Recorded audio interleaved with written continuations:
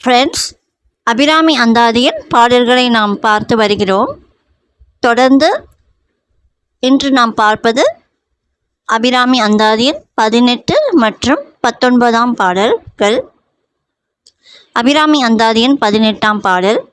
வவ்விய பாகத்து இறைவரும் நீயும் மகிழ்ந்திருக்கும் செவ்வியும் உங்கள் திருமணக் கோலமும் சிந்தையுள்ளே அவ்வியம் தீர்த்து என்னை ஆண்ட பொற்பாதமும் ஆகி வந்து வெவ்விய காலன் என்மேல் வரும்போது வெளி நிற்கவே. இப்பாடலின் விளக்கம்.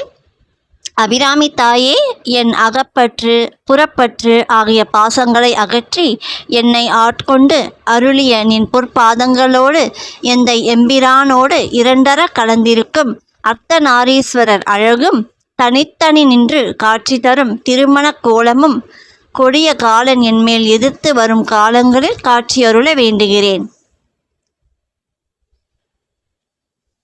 அபிராமி அந்தாதியின் 19ஆம் பாடல்.